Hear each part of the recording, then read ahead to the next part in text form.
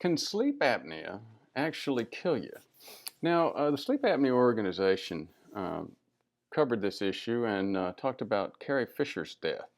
Their perspective was sleep apnea can kill you. And I think they've got a valid point.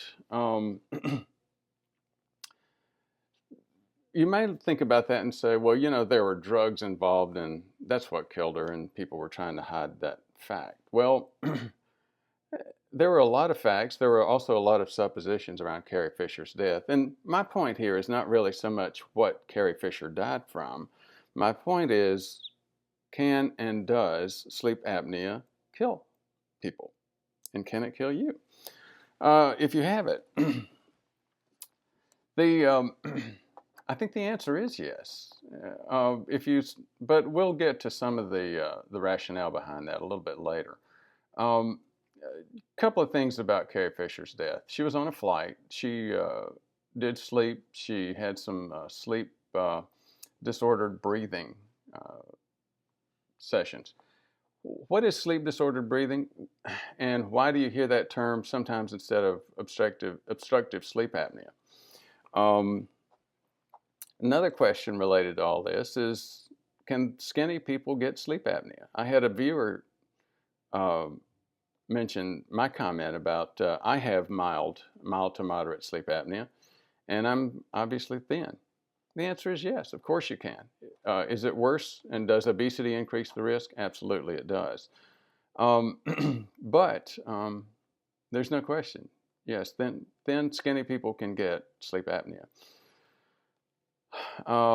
Back to the question of obstructive sleep apnea versus sleep disordered breathing. There are other things besides airway obstruction that can cause sleep disordered breathing. For example, drugs. Alcohol is a very common cause of sleep disordered breathing.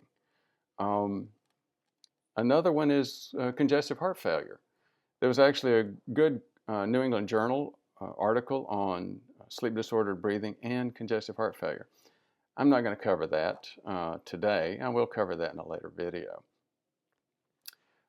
So what's the justification that you could say maybe it is possible to die from sleep apnea? I think, again, if you go to the sleepapnea.org, it's a very good justification under this section. Is it possible to die from sleep apnea? Their point is, well, do you die from AIDS itself, or do you die from the infections which happen? And your body, AIDS has knocked out your body's ability to fight those infections. And more relative to viewers of this channel, how about diabetes and insulin resistance? The reality is insulin resistance probably kills more of us than anything else, because it creates that inflammatory process which creates cardiovascular disease. And that's what kills people.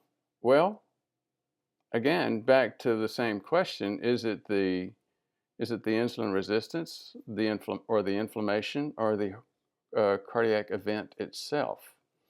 And it's a good point. They make a good point that obstructive sleep apnea is clearly associated with increased risk for cardiovascular disease.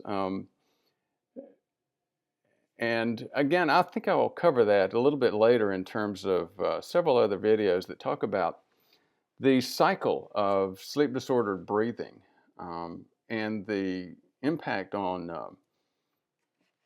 inflammatory processes. Sleep disordered breathing, obstructive sleep apnea are both very much related to increased cardiac death, diabetes, insulin resistance, drug use. And with drug use, it's in both ways. Drug use can increase it. Like I mentioned, the most common one associated where the drug causes this is alcohol. Cocaine and other drugs, mental health drugs, can impact this as well. Now, it goes the other direction where having sleep apnea often causes problems with mental health problems such as depression And then, so again, you're going the other way, where this is caused, where obstructive sleep apnea or sleep disordered breathing is causing need to take drugs. So again, there's a lot of comorbidities, co meaning together and morbidity meaning illnesses. A lot of these illnesses are very much related to each other. Now, in that New England Journal article that I'm going to cover a little bit later, you'll see that there's a lot of evidence that CPAP may not be as helpful as we think. That just came out a couple of years ago. Now, there's also a lot of people that would say it really does help. Again, this is a deep issue. If you've made it this far, thank you again for your interest.